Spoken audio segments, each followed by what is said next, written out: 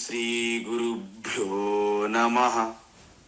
హరిః ఓం. వసుదేవసుతం దేవం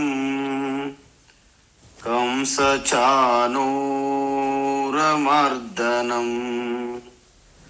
దేవకీ పరమానందం కృష్ణం వందే జగద్గురుం. తీర్త్వా మోహార్ణవం హత్వా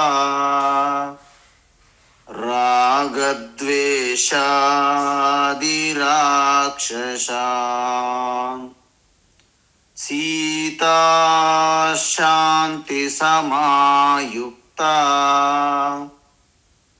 ఆత్మా రామో విరాజతే. ఆత్మా రామో విరాజతే. ఆత్మస్వరూప బంధుఘన.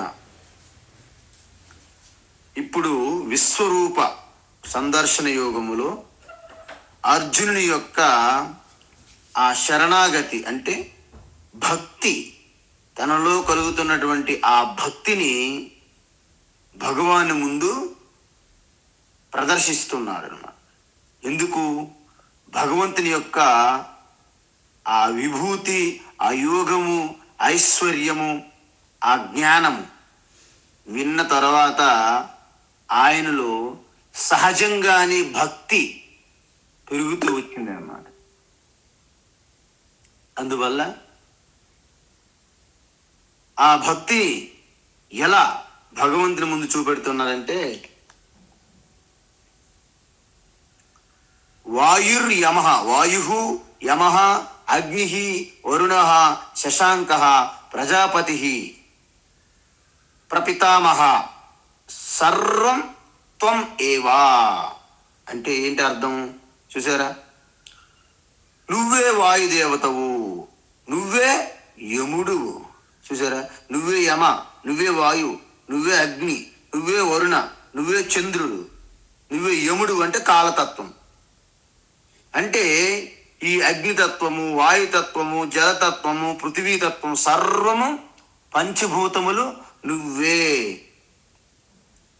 అయితే దీన్ని ఎలా అర్థం చేసుకోవాలి? మీరు ఒక్కసారి 7వ అధ్యాయం చూశారు కదా. ఏం చూసాం స్వామీజీ? మనం ఏం చూడలేదు, చూశాం. భూమిరాపో నలో వాయు ఖం మనో బుద్ధిరేవ చ అహంకారం ఇతీయం మే భిన్నా ప్రకృతిరష్టధ అన్నాం కదా. అంటే ఏంటి? ఈ అపరా ప్రకృతి ఏదైతే ఉందో, యావత్తు సృష్టి అంతా వ్యక్తమై ఉన్నటువంటి ఈ ప్రపంచమంతా కూడా జగత్తు అపరా ప్రకృతియే, జడం. దాని యందు చైతన్యము ప్రకాశిస్తుంది కాబట్టి దానిని పరాప్రకృతి అంటారు.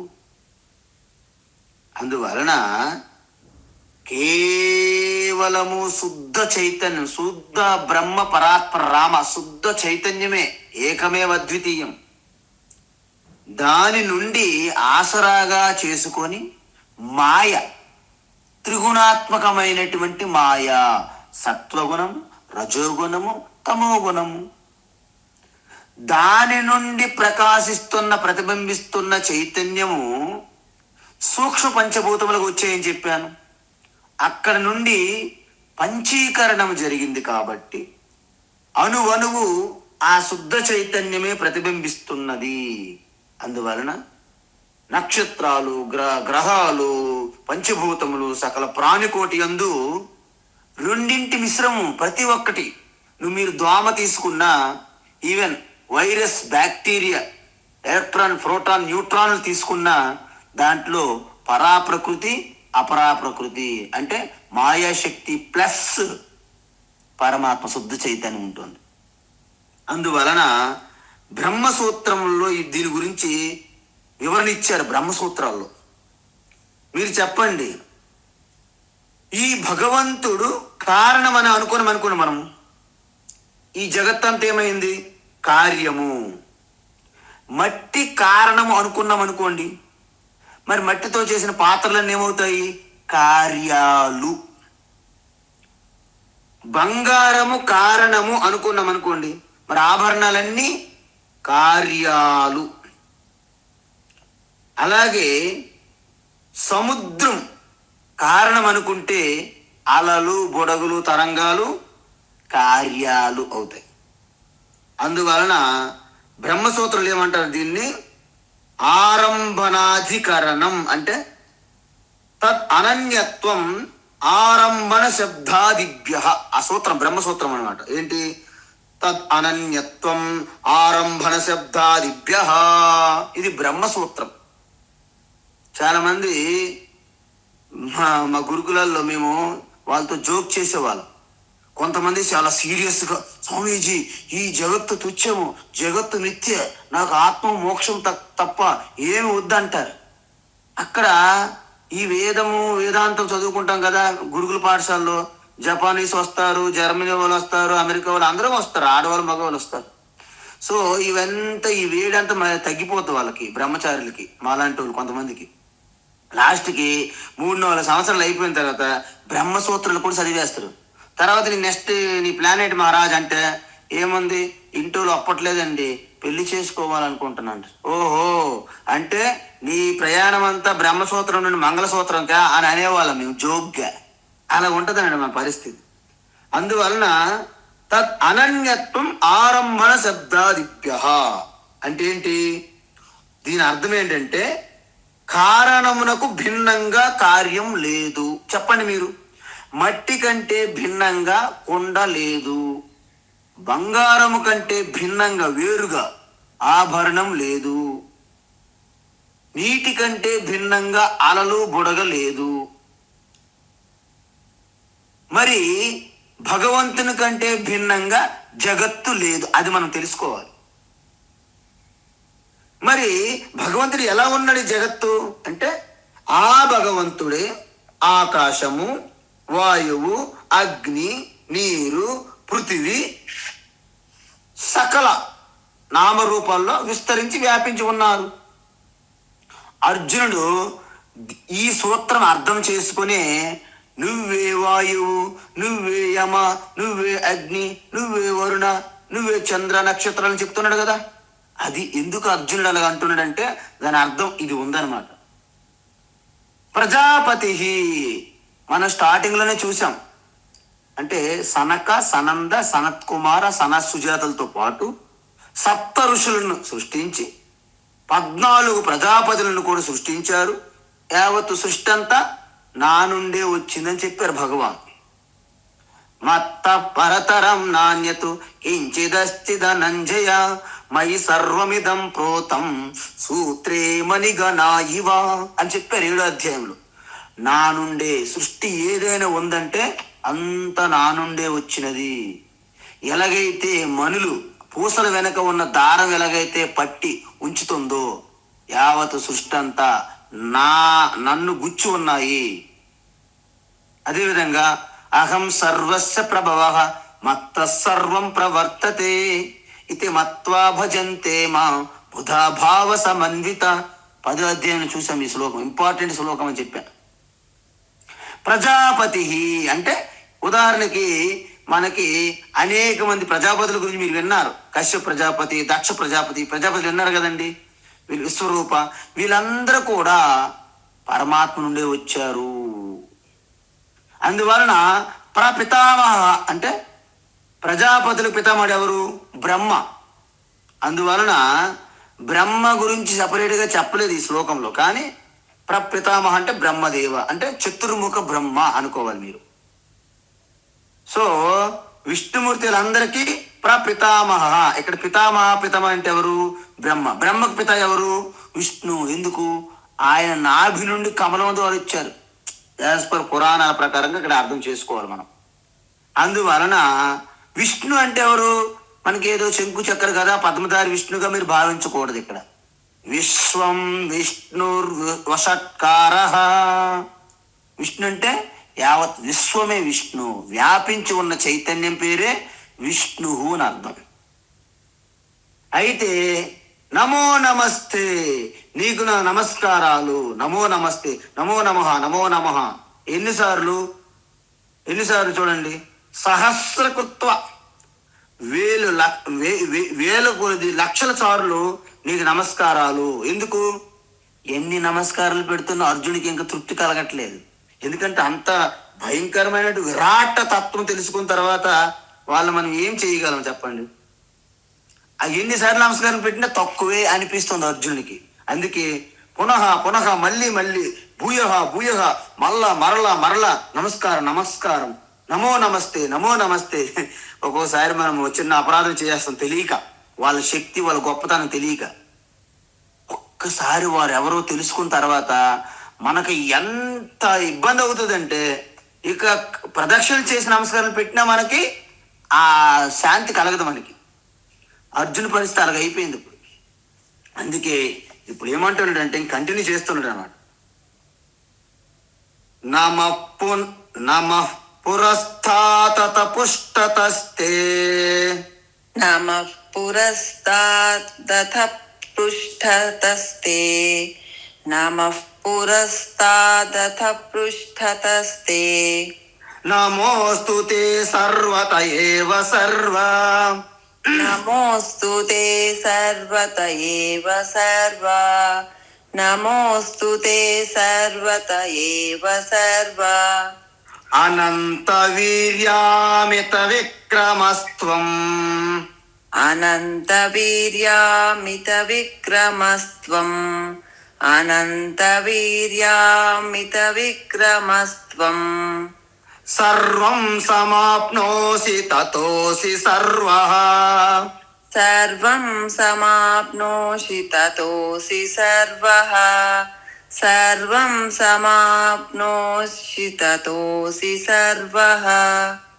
నమః పురస్తాదథ పృష్ఠతస్తే, నమోస్తు తే సర్వత ఏవ సర్వ. నమః పురస్తాదథ పృష్ఠతస్తే, నమోస్తు తే సర్వత ఏవ సర్వ, నమః పురస్తాదథ పృష్ఠతస్తే, నమోస్తు తే సర్వత ఏవ సర్వ. అనంత వీర్యామిత విక్రమస్త్వం, సర్వం సమాప్నోషి తతోసి సర్వః. అనంత వీర్యామిత విక్రమస్త్వం, సర్వం సమాప్నోషి తతోసి సర్వః. అనంత వీర్యామిత విక్రమస్త్వం, సర్వం సమాప్నోషి తతోసి సర్వః. ఉత్తమం.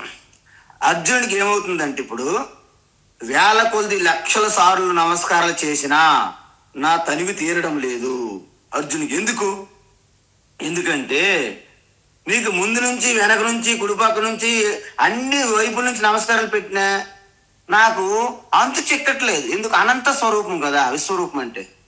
అందువలన పురస్తాత్ తే నమః, నీకు ముందు నుంచి నా నమస్కారములు భగవాన్ అంటున్నాడు.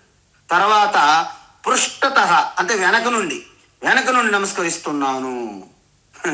అసలు నిజానికి ముందు వెనకలు ఏమి ఉంటాయా చెప్పండి? అంటే ఆయనకి భ్రమ ఏంటంటే ఎటువైపు నుంచి నమస్కరించట్లేదు అని. మనకు చూడండి, మనం చెప్పాను నేను ఒక ఆశ్రమంలో హారతిస్తూ అక్కడేమో అన్ని ఫోటోలు పెట్టిస్తున్నారనమాట. ఒక 100 ఫోటోలు ఉంటాయి. ఒక్కొక్క పేరు చెప్తూ ఆ ఫోటో నుండి పరుగెత్తుకుని వచ్చి ఇక్కడ చూపెడితే ఎందుకు? ఇక్కడ ఈ దేవుడు కోపడతాడని భయం. అందువలన అర్జునుడికి అదే పరిస్థితి. ముందు నుండి నమస్కారము, వెనక నుండి నమస్కారము, కుడి పక్క నుండి నమస్కారము అని చెప్తున్నాడు అనమాట. వాస్తవానికి కుడి ఎడమ ముందు వెనకలు ఏం లేవు. విశ్వం అంతా వ్యాపించి ఉన్నాడు విష్ణు కాబట్టి. అందువలన తూర్పు పడమర అంటూ దిక్కులన్నీ అలాగా చెప్పుకుంటూ చేస్తున్నాడు. కానీ దిగంబర, ఈ దిక్కులనే అంబరంగా కలిగి ఉన్న పరమాత్మకి ఏ దిక్కు నుండి నమస్కారం పెడతావు? మీకు చిన్న ఉదాహరణ. ఒకసారి ఏకనాథ్ మహారాజ్ ప్రయాణిస్తూ అలసిపోయారు. ఒక టెంపుల్ దగ్గర కాసేపు విశ్రాంతి తీసుకోవాలని అక్కడ కూర్చున్నారు. కొంచెం ఎండగా ఉంది, బాగా ఎండలు ఉన్నాయి. అదేం పెద్ద టెంపుల్ కాదు, ఒక చిన్నపాటి శిథిలావస్థలో ఉన్నటువంటి గుడి. లోపల శివలింగం ఉన్నది. బయట చిన్న ప్లేస్ ఉన్నది, అక్కడ కూర్చున్నారు. అలాగా నడుము వాల్స్తే ఇంతలో పూజారి వచ్చాడు. పూజారి ఆ గుడి పూజారి ఏంటంటే మంత్రాలు నోటితో చదువుతుంటాడు. ఆ చేత్తో నీళ్లు పోస్తుంటాడు. ఎవరు దక్షిణలు ఇస్తున్నారా, ఎవరెవరు వస్తున్నారు, ఎవరు ఎంతసేపు ఉంటున్నారు, ఎక్కడికి వెళ్తున్నారు, ఇవన్నీ ఉంటాయి పూజారికి సమాచారం అంతా. మనసేమో ప్రపంచం అంతా తిరుగుతూ ఉంటుంది అనమాట. సో ఇది పూజారి యొక్క స్వభావము. అయితే వచ్చిన వెంటనే బయట ఇలా కాలు పెట్టుకొని ఇలాగా పడుకునేటప్పుడు ఆ ఏకనాథ మహారాజు కాళ్ళ కింద ఒక శివలింగం ఉన్నది. వెంటనే చూశాడు ఈ పూజారి. అపచారం అనుకొని తల నెత్తి బాదుకొని వెళ్ళి ఆ ఏకనాథికి ఒక్క తన్ని అటు నెట్టేసి ఏమయ్యా నీ బుద్ధి ఉందా, శివలింగం పైన కాలు పెడతావని దబాయించాడనమాట. అదేంటి మహాప్రభు, అదేమి నేనేమి చూడలేదు లేదు అన్నట్టు ఏకనాథ్ అలా అంటున్నారు. సరే మరి ఎక్కడ పడుకోవాలి, అటువైపు కాలు పెట్టుకో అన్నాడు. సరే అటువైపు పెట్టుకున్నాడు. మళ్ళీ అక్కడ పాత్రలు శుభ్రం చేసి మళ్ళీ పూజలు వచ్చేసరికి ఆ కాళ్ళ కింద మరొక శివలింగం ఉన్నది. మళ్ళీ అపచారం అని పూజారి కింద మీద పడుతున్నాడు.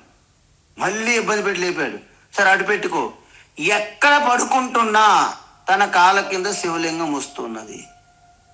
పూజారికి అర్థం కావట్లేదు. చివరికి అన్నిసార్లు చూసి మార్చిన తర్వాత పూజారికి అప్పుడు దివ్య చక్షువు అలాగ తెరుచుకుందన్నట్టు, అర్జునుకు తెరుచుకున్నట్టు. అప్పుడు ఏకనాథ మహారాజు నమస్కారం పెట్టి, సర్వం జగత్ శివమయం జగత్ అయినప్పుడు ఒక దగ్గర శివలింగం ఉంటుంది. ఏంటి, బ్రహ్మాండం అంతా శివలింగమే కదా. లింగం అంటే ఏంటి, గుర్తు. శివుని మనం చేరుకోవడానికి ఏదో ఒక ఆధారం ఉండాలి కాబట్టి శివలింగం, అంతే. ఓకే. సో ఈ విధంగా ఆయనకు అద్దులేమి ఉండవు. యావత్తు సృష్టి విశ్వమంతా పరమాత్మ స్వరూపమే కాబట్టి అందువలన ఏమంటున్నాడు, నీకు ముందు వెనక పెడుతున్నావు అంటున్నాడు. నమస్తుతే సర్వత ఏవ సర్వ అంటే దిక్కులు ఎన్ని ఉంటాయండి, 4 దిక్కులు, కింద మీద 6, 8 పెడతాం. ఇంకా అప్పటికి ఆయనకి సాటిస్ఫై అవ్వట్లేదు అర్జునుడికి. అందువలన నీకు అన్ని వైపుల నుంచి నమస్కారాలు భగవాన్ అంటున్నాడు. అంటే ఇక్కడ ఒక రూపానికి పెట్టడం లేదండి. సర్వవ్యాపకుడైనటువంటి పరమాత్మ సృష్టిలో ఉన్నటువంటి పక్షులు, జంతువులు, ప్రాణులు, బ్యాక్టీరియాలు, వైరస్లు, మనుషులు, జంతువులు, వృక్షాలు, సముద్రాలు, పంచభూతములు, నక్షత్రాలు, గ్రహాలు అన్నింటికి నమస్కరిస్తున్నాడని అర్థం.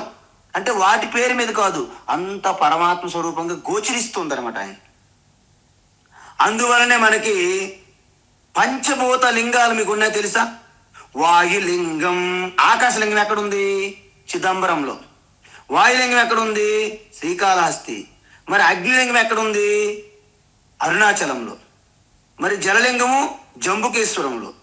మరి పృథ్వీలింగం ఎక్కడుంది, కాంచీపురంలో. చూసారా, దీని అర్థము ఈ ప్రదేశాల్లోనే ఏదో పంచభూతాలకు సంబంధించిన లింగాలు ఉన్నాయని కాదు.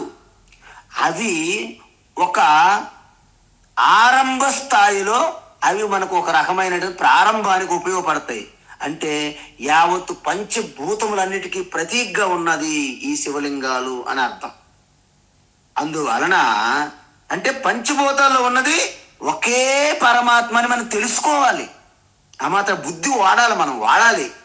మనం వాడకపోతే ఆ బుద్ధి కూడా రస్టింగ్ అయిపోయి ఇనుము ఎవ్వరు ఇనుము నాశనం చేయలేరట, తనకు తానే నాశనం చేసుకుంటుందట ఇనుపు రజుని పట్టి.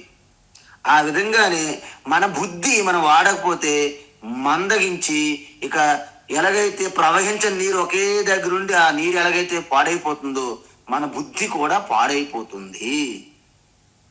అనంత వీర్యం అమిత విక్రమం అంటే నీకు అనంతమైన శక్తి ఉంది.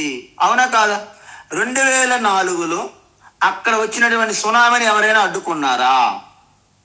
ఒక భూకంపం వస్తుంది, ఒక తుఫాన్ వస్తుంది, ఒక పిడుగులు పడతాయి. ఈ ప్రకృతిలో ప్రకటమవుతున్న శక్తిని ఎవరైనా నిలపగలరా, ఆపగలరా? ఎప్పుడు వస్తుంది, ఎలా వస్తుంది, ఎక్కడ వస్తుంది, ఇవి చెప్తారు మన వాళ్ళు. ఎవరైనా ఆపని? ఎవ్వరు ఆపలేరు, వాళ్ళ కాదు.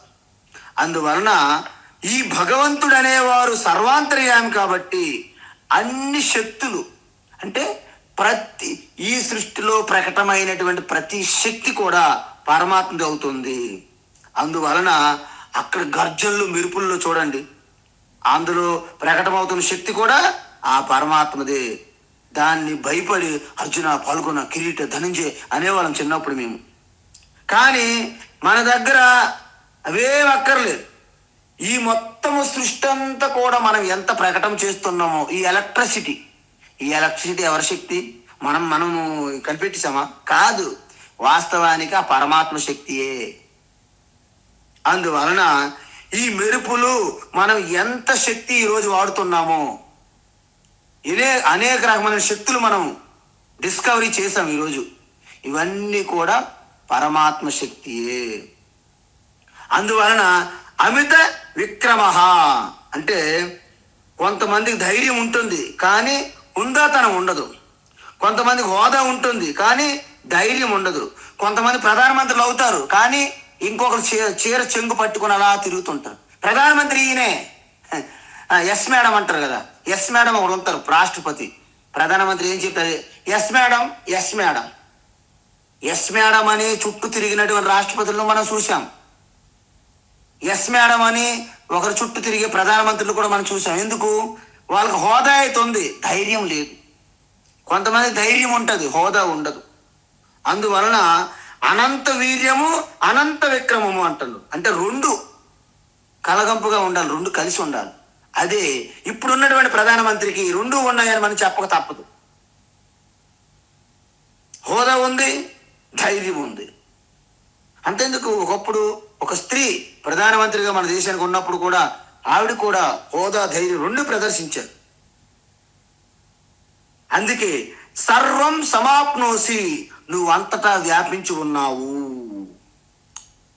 అందువలన ఇక్కడ భగవాన్ అంటే మీరు ఎప్పుడైతే ఒక్క రూపం నుండి మీరు దాటారో, మీరు ఆల్మోస్ట్ ఆల్ ఇక ద్వారం దగ్గర చేరుకున్నట్టే. ఈ ప్రపంచంలో, జగత్తులో ప్రతి అణువు కూడా దివ్యమైనదే, దైవత్వంతో నిండి ఉన్నది. ప్రతి అణువు కూడా మన డిఎన్ఏ ఎలాగైతే మన యొక్క స్వరూపాన్ని డిఎన్ఏలో పొందుపరిచి ఉన్నదో, యావత్తు సృష్టి అంతా కూడా ప్రతి అణువులో కూడా ఉన్నదని మనం తెలిసిపోతుంది. కంకర యందు శంకర గోచరిస్తున్నారు అంటారు. అందుకే చందనే ఈ దేశ మట్టి, ఈ భారతదేశం యొక్క మట్టి చందనంతో సమానము. ప్రతి గ్రామము తపోవనము, ఇది తపోభూమి. రాముడు నడియాడిన ప్లేసు. రామచంద్రుడు ఉత్తరం నుండి దక్షిణకు ప్రయాణించారు. మరి శ్రీకృష్ణ పరమాత్మ తూర్పు నుండి పశ్చిమనకి పడమరకు ప్రయాణించారు మొత్తము. మరి 12 జ్యోతిర్లింగాలు యావత్తు భారతదేశాన్ని కూడా కలుపుతున్నాయి. శక్తిపీఠాలు యావత్ భారతదేశాన్ని కలుపుతున్నాయి. ఈ భారతదేశంలో ఎక్కడ అణువు ఎక్కడ అడుగుపెట్టినా దివ్యత్వము, దైవత్వంతో నిండి ఉన్నది. అదే విశ్వరూపము. తథా అసి సర్వ, అందువల్ల సర్వము నువ్వే అంటున్నాడు అర్జున. ముందేమో సర్వవ్యాపకుడు అన్నాడు, ఇప్పుడు సర్వము నువ్వే అంటున్నాడు. మరి రెండింటికి అర్థం ఏంటి? ఇప్పుడు చెప్పండి. ఆభరణములు అన్నింటిలో కూడా ఏముంటుంది? బంగారం ఉంటుంది. ఆభరణం అన్నింటిలో బంగారం ఉంటుందా? బంగారమే ఆభరణాలుగా కనిపిస్తుంది. ఇది రెండో అర్థం. చూసారా? ఇప్పుడు చెప్పండి నాకు. నా దగ్గర ఇప్పుడు ఒక కుండ ఉన్నది. ఇప్పుడు నేను కుండ వాడుతాను నేను, ఎందుకంటే మీకు చెప్పడానికి. కుండలో ఆకాశం ఉంది. ఇదేమైనా జ్ఞానమా? కుండలో ఆకాశం ఉండటం ఏంటండి? కుండే ఆకాశములో ఉన్నది. సరిపోయిందా? అందువలన ఈ జగత్తంతటా భగవాన్ ఉన్నారు. భగవాన్ ఉండడం ఏంటి? భగవానే జగత్తుగా కనిపిస్తుంది. ఇది జ్ఞానం. సో ఈ విధంగా మనం తెలుసుకుంటే ఏమవుతుంది అంటే, పరమాత్మ భగవంతుడు దేశకాల వస్తువుకి అతీతంగా ఉంటూ దేశకాల వస్తువులన్నీ ఆ పరమాత్మ నుండే సంభవించాయి అని తెలుసుకోవాలి మనకి. అందుకే మనకేమంటారు, విశ్వతశ్చక్షురుత విశ్వతో ముఖ విశ్వతో బాహు ఉత విశ్వతస్పాత్ సంబాహుభ్యాం నమతి సంపతత్రైర్వ్యాపృద్యావా పృథివీ. అంటే ఈ పురుష సూక్తము గాని, ఈ నమ్మకము గాని, ఈ నారాయణ సూక్తము గాని, ఏ సూక్తాలైనా, ఏ ప్రార్థనలైనా, ఏ వేదము సంబంధించినవైనా, పౌరాణికమైన ఒక రకమైన చెప్పాల్సింది ఏంటంటే విశ్వరూపతత్వాన్నే చెప్తున్నారు ఫస్ట్ మన ధ్యానానికి. ఎందుకు? ఎవరైతే ఈ విశ్వరూప ఈశ్వరుని ఆ దృష్టిని మనం ఒక్కసారి కలిగి ఉంటామో అప్పుడే ఆ దృష్టి దాటి వెళ్ళినటువంటి నిర్గుణ తత్వంలో ప్రవేశిస్తాం. ఎందుకంటే మన టార్గెట్ డాక్టరేట్, పిహెచ్డి. అందువలన 10th క్లాస్ చదవాలి, ఇంటర్మీడియట్ చదవాలి, డిగ్రీ చదవాలి, ఇక్కడ ఆగిపోకూడదు. ఈవెన్ పీజీ చేసినా, పోస్ట్ గ్రాడ్యుయేషన్ చేసినా అది విశ్వరూప దర్శనం దగ్గరికి వచ్చినట్టే. దాని తర్వాత పిహెచ్డి కూడా చెయ్యాలి, పరిశోధన, రీసెర్చ్. అందువలన ఇక్కడతో ఆగిపోకూడదు. అందువలన మనము ఎప్పుడు కూడా మర్చిపోకూడదు, ఈ జగత్తులో ఏది జరుగుతున్నా అది దైవత్వము, దివ్యత్వంతోనే ముడిపడి ఉన్నది. అందువలన దివ్యత్వం లేకుండా ఏమి లేదండి జగత్తు. మీరు చెప్పండి, తాడు లేకుండా అక్కడ పాము ఏమైనా ఉంటుందా? మందంధకారంలో తాడే పాముగా కనిపిస్తున్నది, అంతే తప్ప అక్కడ ఏమీ లేకుండా పాము కనిపించదు.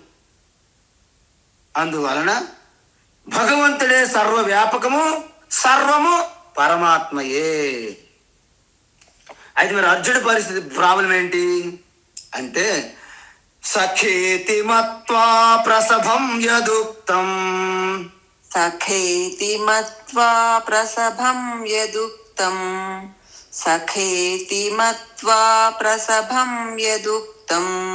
హే కృష్ణ హే యాదవ హే సఖేతి. హే కృష్ణ హే యాదవ హే సఖేతి. హే కృష్ణ హే యాదవ హే సఖేతి. అజానతా మహిమానం తవేదం. అజానతా మహిమానం తవేదం. అజానతా మహిమానం తవేదం. మయా ప్రమాదాత్ ప్రణయేన వాపి. మయా ప్రమాదాత్ ప్రణయేన వాపి. మయా ప్రమాదాత్ ప్రణయేన వాపి. సఖేతి మత్వా ప్రసభం యదుక్తం. హే కృష్ణ హే యాదవ హే సఖేతి.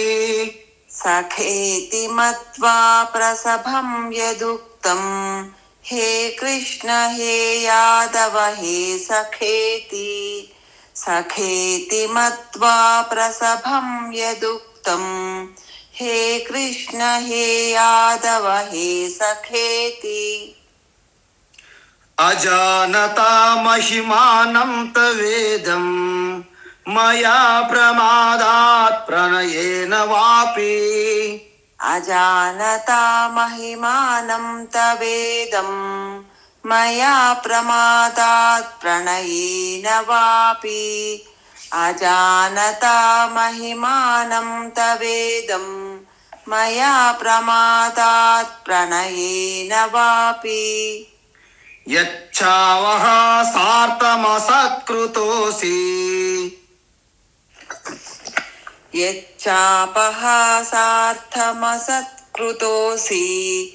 యచ్చాపహాసార్థమసత్కృతోసి. విహారశయ్యాసన భోజనేషు. విహారశయ్యాసన భోజనేషు. విహారశయ్యాసన భోజనేషు. ఏకోథవాప్యచ్యుత తత్సమక్షం. ఏకోథవాప్యచ్యుత తత్సమక్షం.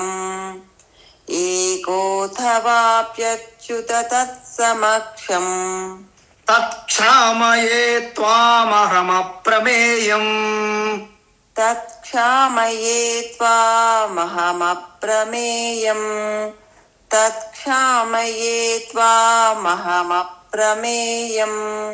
యచ్చావహాసార్థమసత్కృతోసి విహారశయ్యాసన భోజనేషు. యచ్చాపహాసార్థమసత్కృతోసి విహారశయ్యాసనభోజనేషు. యచ్చాపహాసార్థమసత్కృతోసి విహారశయ్యాసనభోజనేషు. ఏకోథవాప్యాచ్యుత తత్సమక్షం తత్క్షామయే త్వామహమప్రమేయం. ఏకోథవాప్యచ్యుత తత్సమక్షం తత్క్షామయే త్వామహమప్రమేయం. ఏకోథవాప్యచ్యుత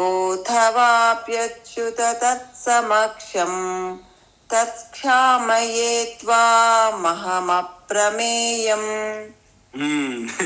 ఉత్తమం.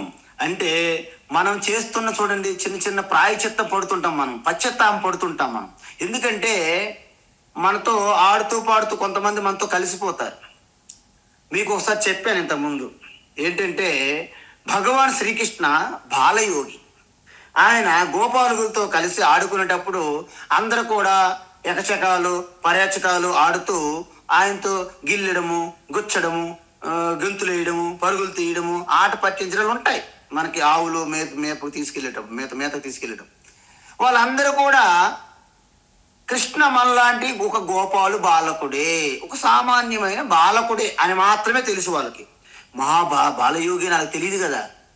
అదేవిధంగా ఈ యొక్క నీరు కెరటముల్లో ఆ యొక్క చంద్రుని యొక్క ప్రతిబింబం పడుతుంది రాత్రిపూట, మిలమిల మెరుస్తుంది. అది కూడా ఒక చేపలాగా మెరుస్తుంది.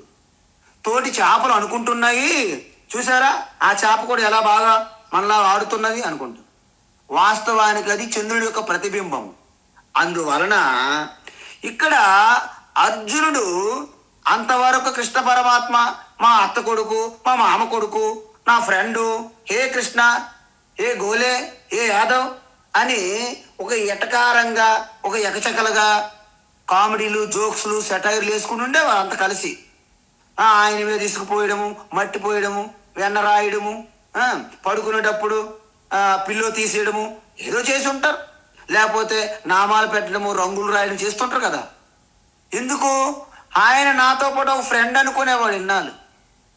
అవన్నీ ఒక్కసారి ఈయన గుర్తొస్తాను. ఇప్పుడు భయం వేస్తుంది. ఇప్పుడు అరే బాబోయ్, ఈయన మా ఫ్రెండ్ అనుకున్నాను, ఇదేంటి ఈ జగత్తుకి సృష్టి స్థితి లయ స్వరూప తుముహో అనంత రూప విశ్వరూప. నువ్వు సృష్టి స్థితికి లయ కారణమైన అనంత రూపం, కానీ నా ఫ్రెండ్ అనుకుని నిన్నాలు కృష్ణ. అందువలన ఏమంటున్నాడు? తవ నీ యొక్క ఇదం మహిమానం, నీ యొక్క ఈ మహిమానం అంటే ఈ గ్లోరీ, ఈ గొప్ప మహత్తత్వము. అజానత, ఐ డోంట్ నో, నాకు తెలియకపోవడం వలన మయా సఖ ఇది, యు ఆర్ మై ఫ్రెండ్, నువ్వు నా ఫ్రెండు, నువ్వు నా స్నేహితుడు అనే భ్రమపడ్డ నిన్నాలు. మత్వ అంటే నీ యొక్క గొప్పతనము, నీ యొక్క శక్తి, నీ యొక్క సర్వవ్యాపకత్వము, సర్వజ్ఞత్వము, సర్వశక్తిమత్వము నాకు తెలియక యు ఆర్ మై ఫ్రెండ్, ఏ యాదవ, ఏ కృష్ణ యాదవ్, కృష్ణ వాసుదేవ కృష్ణ మై ఫ్రెండ్ అని చెప్పుకునేవాడిని నిన్నాడు. హే కృష్ణ, హే యాదవ అని, ఏ గోలే అని పిలిచేవాడిని. ఏ సఖ, ఏ ఫ్రెండ్. ఇది ప్రమాదాత్ అంటే నా అజ్ఞానం వలన నేను అప్రమత్తంగా అలర్ట్గా లేను. ఎందుకంటే you are a simple friend. ఇంకోటి ఏంటంటే నీకంటే మేమే బెటరు, మేము సిటీ కల్చర్ పీపుల్ము, నువ్వేమో ఏదో విలేజ్ కల్చర్లో పెరిగావు. సో నీకంటే మేము గొప్పనే భ్రమలో ఉన్నాం విన్నాను. కౌరవులు పాండవులు, కృష్ణ బలరాముల కంటే మేము గొప్పనే భ్రమలో ఉండేవాళ్ళు కౌరవులు పాండవులు. ఆ తర్వాత తెలిసింది ఎవరు గొప్ప అనేది. తెలిసిపోతేలేండి, ముంజేటి కంకణానికి అర్థం ఎందుకు? మన చేతిలో మన వాచి అది చూడడానికి అర్థం కావాలా? ఇలా పెట్టుకుంటే తెలిసిపోదా? అలాగా కాబట్టి ఈయన ఏంటంటే ముందంతా కూడా కృష్ణ కూడా మాలాంటి వాడు అనే భ్రమలో ఉండేవాడు. అంటే ఏంటి? సఖ ఇతి మత్వ, నువ్వు కూడా సాధారణమైన మనిషిగా మేము ఇన్నాళ్ళు భావించాము. అంటే నువ్వు మా ఫ్రెండ్, సమవయస్కుడు కూడా. ఎందుకంటే అర్జున కృష్ణ కూడా ఈ శరీరం పొందడంలో సమానమైనటువంటి ఏజ్ అనమాట, పెద్ద తేడా ఏం లేదు ఇద్దరికి. అందువల్ల చాలా సనువుగా, చాలా ఎటువంటి రెస్పెక్ట్ లేకుండా, రెస్పెక్ట్ ఏంటి, నీరు పోయకుండా బురద పోయకుండా ఉంటే చాలు, ఇంక రెస్పెక్ట్ ఇచ్చినట్టే, అంత కలిసి ఉండేవారు అనమాట వాళ్ళంతా. అందువలన ప్రసభం యదుక్తం అంటే తొందరపాటుగా, ఇక్కడ అగౌరవంగా, అమర్యాదగా నిన్ను అనేక సార్లు పిలిచి ఉన్నాను. ఇంతవరకు నిన్ను అమర్యాద కూడా చేశాను ఫ్రెండ్ కాబట్టి. మనం ఒక్కోసారి మీకు తెలుసా, ఫ్రెండ్ అనుకోకొని ఇంటికి వస్తాడు, ఎందుకు వచ్చావా, పో పో పో అంటాం మనం. దాని అర్థం పొమ్మనే కాదు, రమ్మని. ఆ విధంగా మనకు ఆ చనువు ఉన్నది, అంత ఆయనకి రెస్పెక్ట్ ఏం అక్కర్లే. మన దగ్గర ఫ్రెండ్స్ వచ్చినాడు మనం ఏం కంగారు పడము. అదే కొత్త బంధువులు చుట్టాలు వచ్చారనుకోండి, కింద మీద పడి షట్రైడ్ చేస్తాడు, సరిపోద్ది మన గది మన ఇల్లు. ఎందుకు? అంతవరకు మనం విచ్చలవిడిగా ఉంటాం, ఎక్కడే ఉంటుందో తెలీదు. వంటగదిలేమో సబ్బు ఉంటుంది, బాత్రూమ్లేమో ఉప్పు ఉంటుంది, బెడ్రూమ్లో పప్పు ఉంటుంది. ఒక్కసారి బంధువులు ఎవరు వచ్చారనుకోండి, మనం సెటరైట్ చేస్తాడికి మనకి ఇంక చెమటలు పడతాయి. ఆ విధంగా అర్జునుడు ఎంత ఫ్రీగా ఉండేవాడు పాపం అప్పటి వరకు.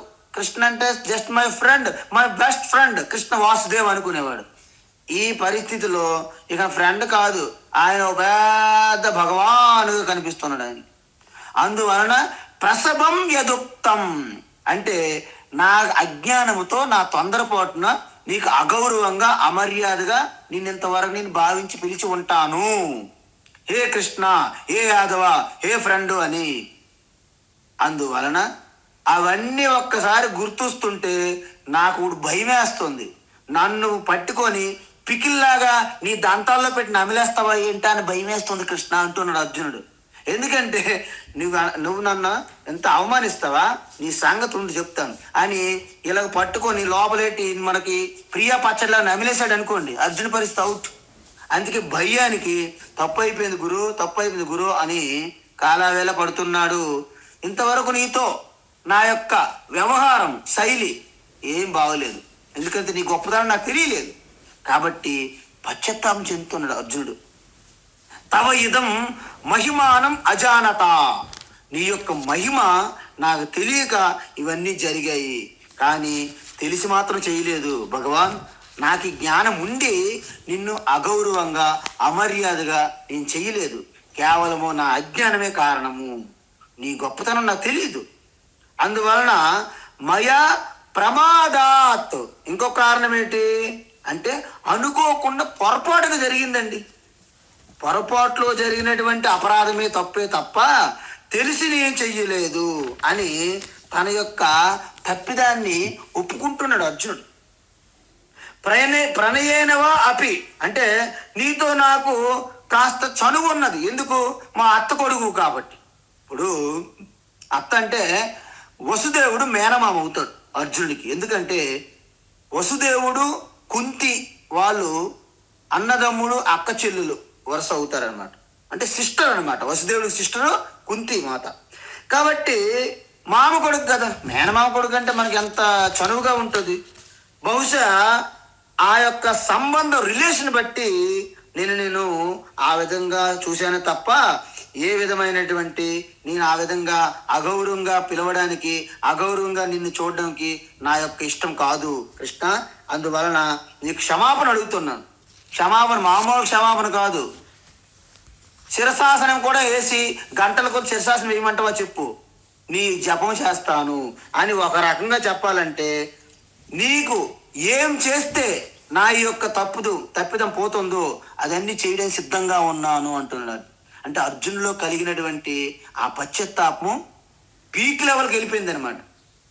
మన గురువు గారే, మీరేమో సాధారణ మీ యొక్క క్లాస్మేట్ అనుకొని ఆయన పేద కామెడీలు, జోకులు, షటైర్లు అన్నీ వేసిన తర్వాత ఆయన మీ గురువు అని తెలిస్తే ఎంత మీరు పశ్చాత్తాపం పడతారో అలాంటి పరిస్థితి ఏర్పడింది అర్జునుడికి.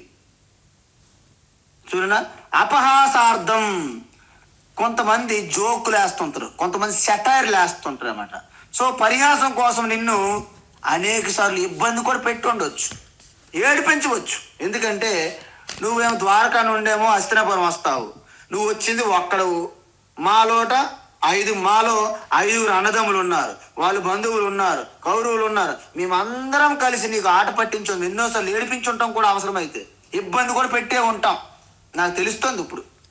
అపహాసార్థం, నిన్ను పరిహాసం కోసం నిన్ను అనేక మార్లు ఇబ్బంది పెట్టి ఉంటాము. ఒప్పుకుంటున్నాడు ఆయన. అసత్కృత అపి, సత్కృతం అంటే సత్కృతం, అసత్కృతం అంటే అనేక సార్లు నిన్ను చిన్నబుచ్చుకునేటట్లు, అంటే నిన్ను కొంచెం అసత్కృత అంటే నిన్ను అనేక సార్లు ఏడిపించుంటాము, ఇబ్బంది పెట్టించాము, నువ్వు అలిగిపోయేటట్లు కూడా చేసి ఉంటాం మేము. ఎందుకు? మనమందరం స్నేహితులు కాబట్టి కలిసిమెలిసి ఉండేటప్పుడు ఇవన్నీ జరిగి ఉంటాయి. ఎక్కడ జరిగాయి ఇవన్నీ? విహారయాత్రలు చేసేటప్పుడు, తిరిగేటప్పుడు. శయ్య అంటే పడుకునేటప్పుడు కృష్ణ పిల్లో వేసుకుని అనుకోండి, ఆ పిల్లో తీసుకొని కాలు దగ్గర పెట్టొచ్చు. లేకపోతే ఆయన కట్టుకున్న ధోతి ఇంకొక మంచానికి కట్టేయచ్చు, ఏవైనా చేయొచ్చు. జోక్స్ కదా అంతా. కాబట్టి విహార శయ్యాసన భోజనేసు, మనం భోజనాలు చేసేటప్పుడు కూడా నిన్ను ఎన్నో జోక్స్తోని, ఎన్నో రకాల కామెడీ అంటే సెటైరికల్. సో మనము తిరిగేటప్పుడు, పడుకునేటప్పుడు, కూర్చునేటప్పుడు, భోజనం చేసేటప్పుడు, ఈ అన్ని సమయాల్లో కూడా నిన్ను అవమానించి ఉన్నాం మేమంటే నేను ముఖ్యంగా నిన్ను అవమానించాను కూడా. ఏకహ, ఇప్పుడు తక్కిన మిత్రుల సమక్షంలో కూడా అవమానించి ఉంటాను. అంటే నిన్ను ఏకాంతములో కూడా అవమానించాను, అలాగే మిత్రుల సమక్షంలో అందరిలో కూడా నిన్ను అవమానించి ఉంటాను అని అర్థం. అంటే మన ఇద్దరం కలిసి వెళ్తున్నప్పుడు కూడా నిన్ను అనేక రకాల నిందించి ఉంటాను. జనం అందరిలో కూడా చూసారా, శిశుపాలుడు అయితే తిట్టాడు ఆయన. కానీ ఆ విధంగా కాదు, అర్జునుడు ఒక ఫ్రెండ్గా చేసుకొని ఆయన మీద అనేక రకమైన చిన్న చూపు, ఒక చిన్న అంటే పెద్ద గౌరవం లేకుండా చేశాడనమాట. ఎందుకు? తత్క్షామమే త్వామహం, తత్క్షామమే తమ అంటే నన్ను దయచేసి క్షమించు, నువ్వు నన్ను క్షమిస్తావని నాకు తెలుసు. ఎందుకు చెప్పండి? ఇక్కడ అర్జునుడు ఏమంటాడంటే తత్క్షామమే త్వామహం అంటే నువ్వు నన్ను క్షమిస్తావని నాకు తెలుసు అంటున్నాడు. ఎలా? ఎందుకు అంటే నీకు నువ్వే సాటి ఈ సృష్టిలో. ఎందుకు? అప్రమేయ, నీకు సమానంగా ఉన్న వస్తువు కానీ నీలాగా ఉన్న రెండోది లేదు సృష్టిలో. ఎందుకు? ఏకమేవ అద్వితీయం బ్రహ్మ, ఆ బ్రహ్మే పరమాత్మ కృష్ణ. కాబట్టి నువ్వు అప్రమేయుడు కాబట్టి నీకు నువ్వే సాటి. ఎందుకంటే భూమికి ఎంతో క్షమాగుణం ఉంటుందంటారు. మరి భూమి ఎవరు? నువ్వేగా. కాబట్టి నీకు అత్యంత క్షమాగుణం నీలోనే ఉన్నది. కాబట్టి వాస్తవానికి ఈ సృష్టిలో క్షమాగుణం అంటే ఫర్గివ్నెస్ నీ నుండి వస్తుంది. కాబట్టి యు ఆర్ ద ఎంబడిమెంట్ ఆఫ్ క్షమా. కాబట్టి తప్పకుండా నువ్వు నన్ను క్షమిస్తావు కృష్ణ అని ప్రాధేయపడి తన యొక్క తప్పిదాలని సమర్థించుకోకుండా అన్ని కూడా భగవంతుని పాదాల వద్ద పెట్టి క్షమ యాచిస్తూ నువ్వు నన్ను క్షమిస్తావని కూడా నేను ఆశతో ఎదురు చూస్తూ ఇట్లు మీ ఫ్రెండ్ అర్జున్ అనకుండా ఇట్లు నీ భక్తుడు అర్జునుడిగా మారిపోయాడు. ఇప్పుడు ఫ్రెండ్ అనేవాడు ఇంతకుముందు లెటర్లో, ఇప్పుడు లెటర్ కింద ఏమంటాడంటే ఇప్పుడు ఇట్లు మీ యొక్క భక్తుడు అర్జున. ఇక్కడ భక్తుడిగా అర్జున్తో మారింది. మిగతాది రేపటి క్లాసులో చూద్దాం. హరి ఓం తత్సత్. సర్వం శ్రీకృష్ణార్పణమస్తు.